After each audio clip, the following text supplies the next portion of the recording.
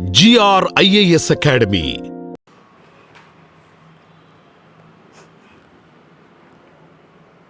Hello everyone, welcome to GR IAS Academy. Today we are on day 18 of Mission Surya Programme. It is a 100-day prelims marathon program in which we will be covering 100 important themes from current affairs for prelims 2026. Let's see the first topic for today. So the first topic is municipal revenues in India. According to the 15th Finance Commission report, up to 23% of total municipal revenues remained unspent. So this 23% unspent revenue shows that there is a serious execution and capacity gap in the urban governance. There is ever increasing need in the urban infrastructure, but still the funds are unutilized because there is weak institutional capacity, there was poor project planning, and there were delays in the approvals and execution. So that is why the funds were not translated into the on-ground service delivery. So in the urban infrastructure schemes like Amrut, the focus must also be on the project implementation and the accountability. That's all. Let's see the next topic. So next topic is Rani Durgavati Gond Resistance. This topic is taken from the recent edition of NCERT. So Rani Durgavati was the queen of Garha kingdom, also called as Garha Katanga. It was ruled by Gond dynasty from 14th to mid 18th century in the central India. So she fought against the Mughal rule expansion under Emperor Akbar. In 1564, when her troops were outnumbered by the Mughal army, she chose death over dishonor. This shows the self-respect and pride. And if you see few more details, the Garha kingdom is present in the eastern part of present-day Madhya Pradesh. Its capital was Chauragar or the today's Narsinghpur. So the Garha kingdom includes present-day Jabalpur, Mandla and the Narsinghpur areas. This is here, which was ruled by Rajkots. So that's all. Let's see the next topic.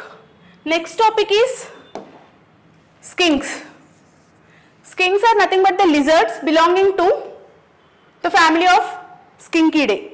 They are present in the tropical and temperate regions and seen especially in the Western Ghats, Eastern Ghats and the Northeast India. So if we see the features of skinks, they have shiny scales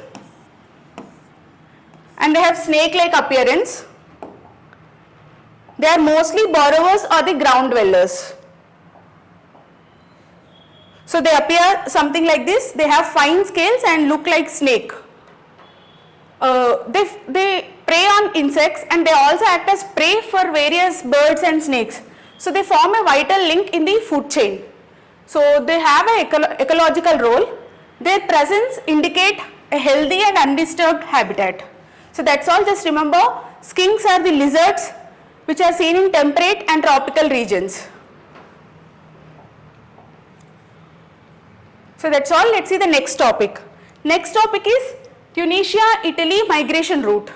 So the Tunisia-Italy route has become one of the most active and dangerous migration corridors in the central Mediterranean region, with a sharp increase in Sudanese refugees in 2025. If we see, Tunisia is the North African country, whereas Italy is in the southern Europe.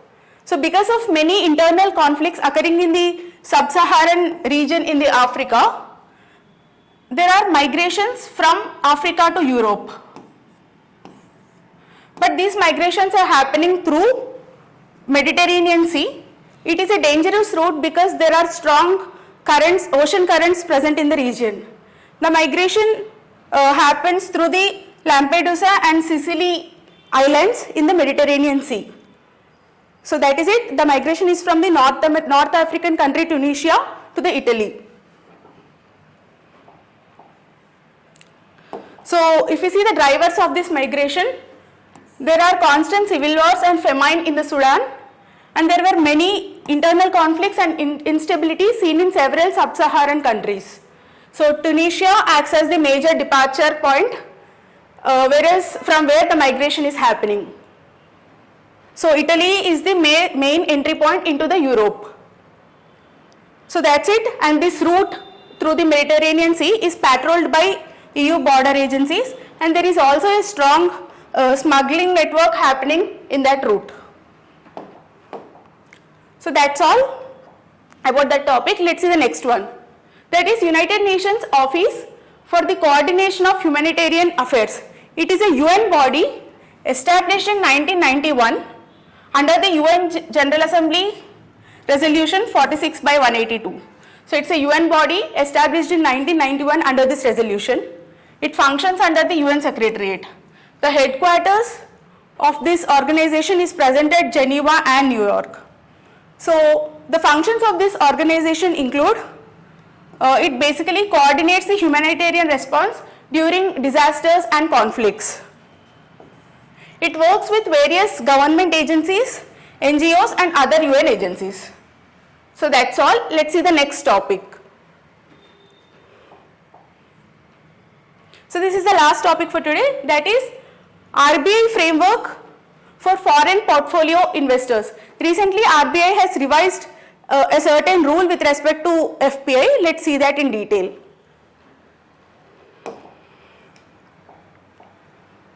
So whenever a foreign investor invests in India, the investment is done either through FPI route, that is foreign portfolio investment, or the FDI route, foreign direct investment. FPI investment is in the form of equity, that is shares, and in the form of bonds or debt, whereas FDI investment is in the form of equity. So FDI investment is relatively a long-term investment, and the investor gets to involve in the management of the company. So the rules with respect to FDI investment are relatively strict, whereas FPI investment is a short-term investment and investors do not involve in the management of the company. So the rules are less strict compared to FDI. So these are the two major instruments through which investments are done by FPI investors. And there are two other investment routes or the instruments that are hybrid instruments, which are convertible instruments or share warranties.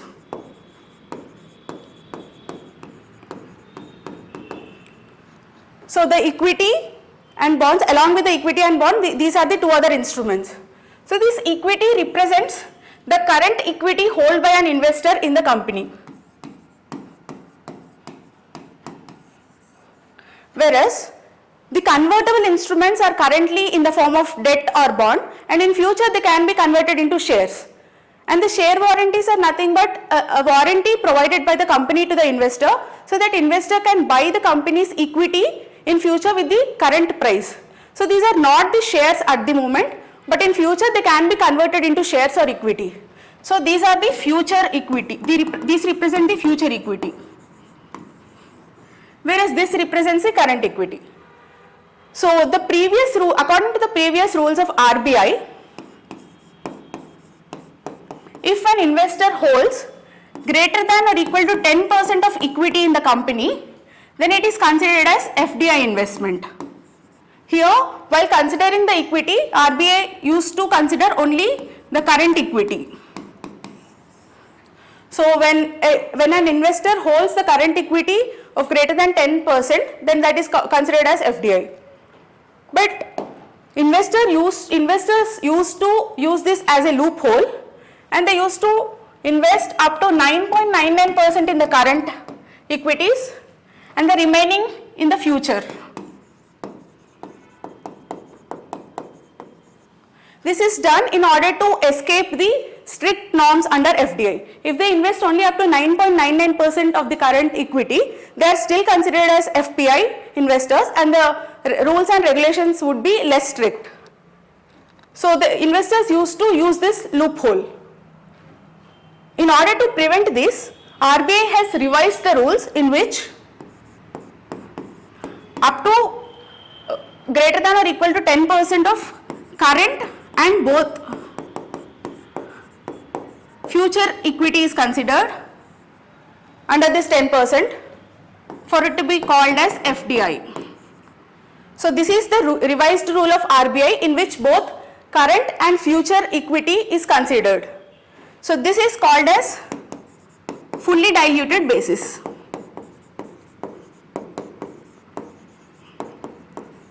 So remember, in the previous rule, RBI used to consider only the current equity for the calculation of FDI, whereas in the revised rules, RBI is considering both current and the future equity, that is called as fully diluted basis. I hope this is clear. Let's see it in a detailed way. So in the revised rules, the revised rules were issued to prevent the regulatory arbitrage between FPI and FDI routes. What is the core rule change?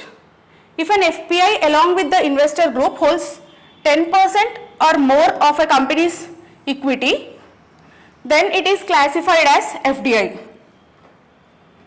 But now in the fully diluted basis, the potential future equity is also considered for that 10%.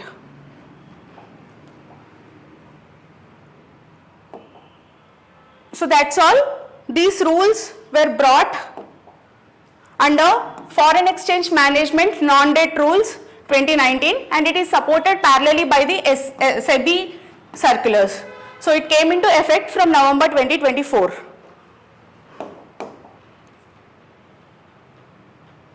So that's all for today. For detailed notes regarding these topics, please visit our website and the WhatsApp channels. Links are provided in the description. And for more updates regarding the Mission Surya program, subscribe to GR IAS Academy YouTube channel. Thank you.